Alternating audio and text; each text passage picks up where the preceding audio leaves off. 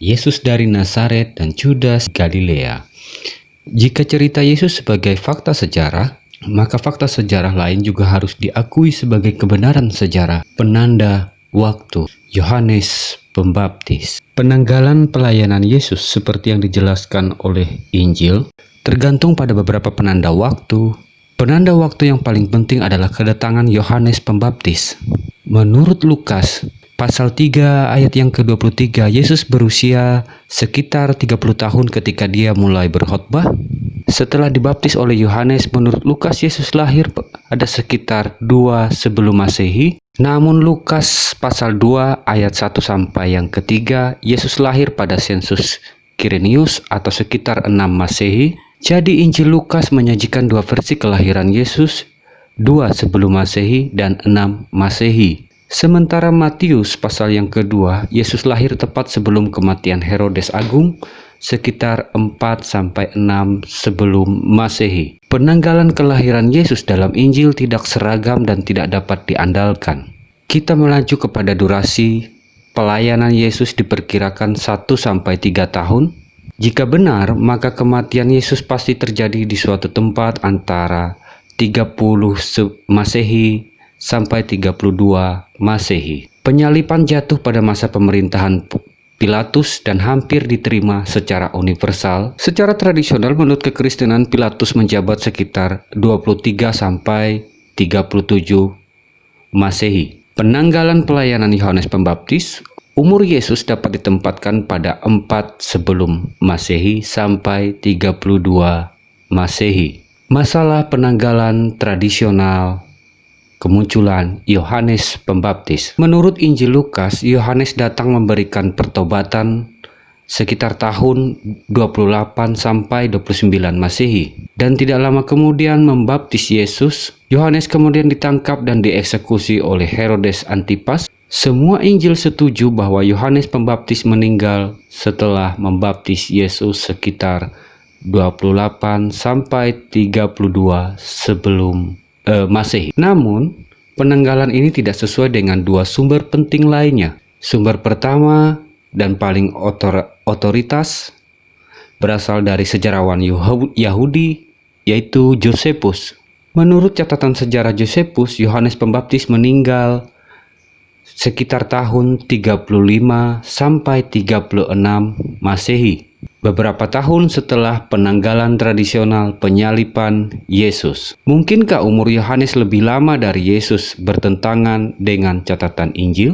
Markus mencatat pasal 1 ayat yang ke-14, Yesus memulai pelayanan setelah Yohanes dimasukkan ke dalam penjara. Begitupun halnya dengan Matius pasal ke-14 menegaskan bahwa Yohanes dieksekusi sebelum Yesus memberi makan 5.000 orang. Jika dihukum mati pada tahun 35 sampai 36 Masehi, maka garis tradisional pasti salah atau tidak akurat.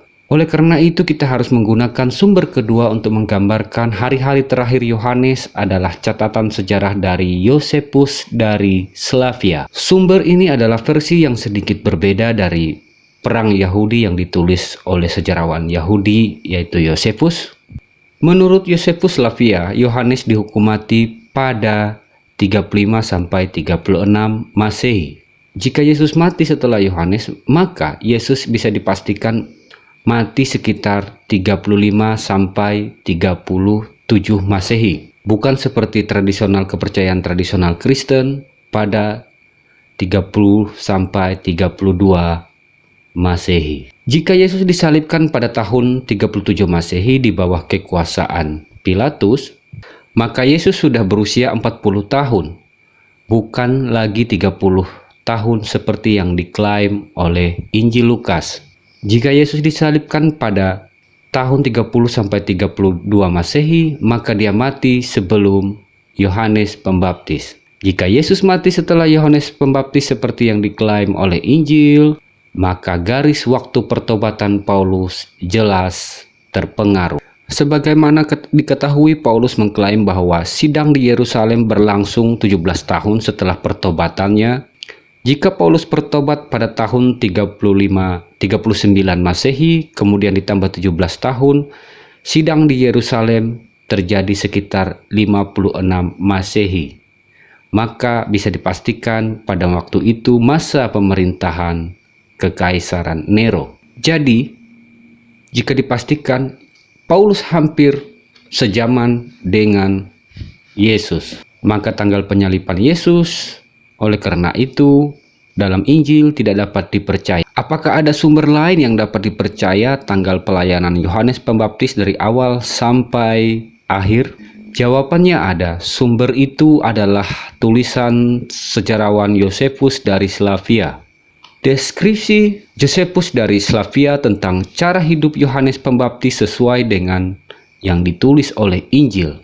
Namun ada sedikit atau banyak perbedaan. Yohanes dalam deskripsi Yosefus dari Slavia jauh lebih politis daripada Yohanes Pembaptis yang ada di dalam Injil. Dalam bahasa Slavonik, Yohanes berkata, "Tuhan telah mengutus aku agar aku boleh menunjukkan jalan hukum." Singkatnya, Yohanes memberitakan bahwa orang Yahudi akan dibebaskan dari kekuatan duniawi, yaitu Herodian dan Roma, jika mereka benar mengikuti hukum Tuhan. Pesan ini identik dengan pesan Yudas dari Galilea yang ditulis oleh Yosefus, sejarawan Yahudi, dan Yudas orang Galilea adalah penulisnya juga. Baik Yohanes Pembaptis dan Yudas orang Galilea ingin membebaskan negeri Yerusalem dari penguasaan duniawi atau dari Romawi. Sebagaimana kita ketahui, Galilea adalah orang-orang yang sudah terhelenisasi. Yerusalem tidak mengakui Galilea sebagai tanah orang Yahudi, dikarenakan mereka lebih memilih memberontak atau melakukan revolusi daripada tunduk di bawah kekuasaan Roma.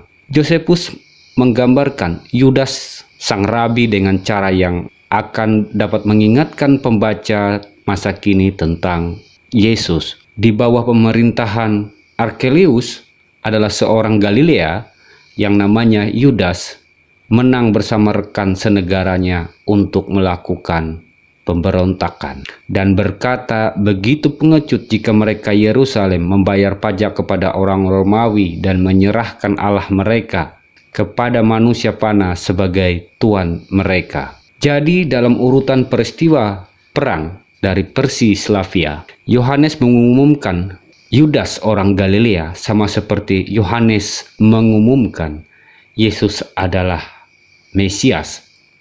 Di Injil, Yohanes memperkenalkan Yudas orang Galilea tepat sebelum pemberontakan yang disebut dengan pemberontakan sensus Yahudi selama pemerintahan Arkelaus. Versi Slavia menempatkan Yohanes Pembaptis pada tahun 6 Masehi sebagai seorang rabi yang hebat, juga memberitakan pesan revolusi, yaitu Yudas orang Galilea. Bintang timur di Bethlehem. Injil Matius adalah satu-satunya Injil yang secara rinci menceritakan kelahiran Yesus di Bethlehem dengan bintang timur dan orang Majus. Markus tidak menyebutkan apapun tentang kelahiran Yesus, sebaliknya dimulai dengan Yohanes Pembaptis.